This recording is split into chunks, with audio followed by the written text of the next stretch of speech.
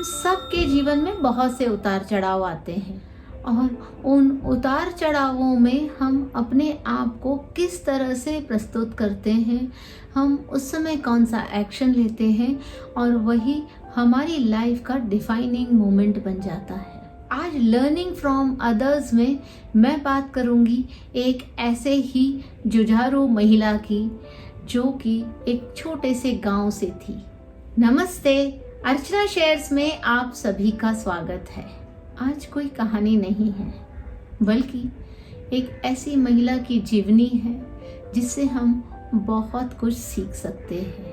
बात करते हैं कोल्हापुर के एक छोटे से गांव की जहां पर शांताबाई रहती हैं। शांताबाई ऐसे तो हम सबको दिखने में एक नॉर्मल महिला नज़र आ रही है, लेकिन ये देश की पहली महिला बार्बर है। शांताबाई के पति एक नाई का व्यवसाय करते थे और गांव में लोगों के घर घर जाकर के लोगों के बाल काटते, दाढ़ी मूछें बनाते थे। अचानक एक दिन अनहोनी हो गई और शांताबाई ने अपने पति को खो दिया।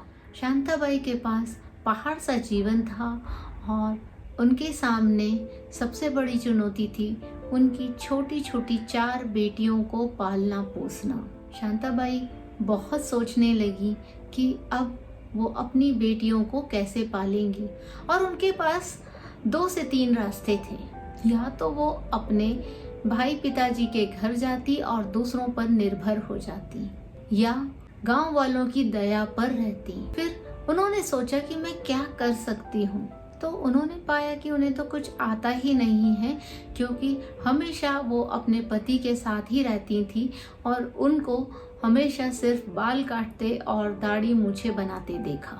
उनके पास और कुछ करने के लायक पैसे भी नहीं थे और फिर उन्होंने तय किया कि मैं यही काम आसानी से आगे बढ़ा सकती हूँ।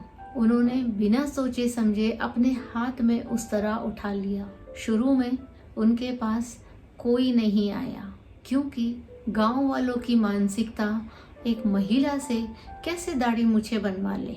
लेकिन उनकी मदद की गांव के सरपंच ने। वो स्वयं उनके सबसे पहले ग्राहक बने और उनसे अपने बाल कटवाए। ये देखकर धीरे धीरे गांव वाले भी आगे आने लग गए।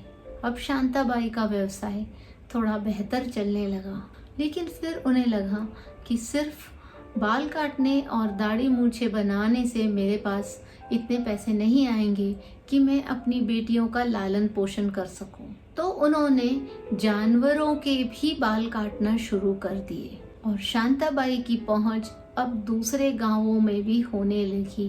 पहले उन्हें 5 रुपए एक जानवर के बाल काटने के मिलते थे, अब वो 50 रुपए से भी ज़्यादा लेती हैं। इतनी कठिन परिस्थितियों में भी उन्होंने अपनी 4 बेटियों का विवाह किया और एक सुखी जीवन जी रही है। मैंने ये बात आज इस वीडियो में क्यों की? अगर देखा जाए तो हम में से बहुत सी शांताबाई रहती हैं और कहती हैं, मैं तो एक छोटे से गांव में हूँ, पढ़ी लिखी नहीं हूँ, मैं क्या कर सकती हूँ। और हमेशा इस तरह से हम दूसरों पर निर्भर हो जाते हैं। याद है ना मेरा पिछला video, circle of concern, circle of influence and circle of control. अगर आपने नहीं देखा है तो लिंक मैं ऊपर दे रही हूँ, इस पर क्लिक करिए और उस वीडियो को भी ज़रूर देखिए। शांताबाई ने अपनी लाइफ को कैसे मैनेज किया। उनका कंसर्न था बच्चियों का लालन पोषण, खुद का आत्मनिर्भर जीवन। उन्होंने अपनी कला से सरपंच और गांव वालों को इन्फ्लुएंस किया, लेकिन सबसे पहले उन्होंने काम किया सर्कल ऑफ कंट्रोल पर। उनके कंट्रोल में क्या था? उनके कंट्रोल में था उस तरह उठाना और हिम्मत से बाहर आना। और जब उन्होंने पहला कदम उठाया, अपने आप लोग उनका साथ देते गए। नो कंसर्न या नो कंट्रोल जोन था उनके पति की मृत्यु या गांव वालों की बातें या उस समय की उनकी आर्थिक स्थिति और शैक्षणिक स्थिति। लेकिन उस महिला ने सबसे पहले एक ही बात सोची, मैं इस समय सबसे बेहतर क्या कर सकती हूँ।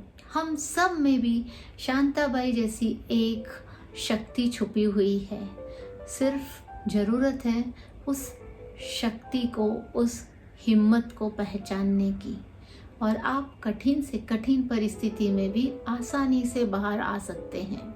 मुझे बताइए ये वीडियो कैसे लगा। जल्दी से लाइक, कमेंट और शेयर करिए। अगर अभी भी सब्सक्राइब बटन लाल में नज़र आ रहा है तो फिर आपने अभी तक मेरा चैनल सब्सक्राइब नहीं किया है।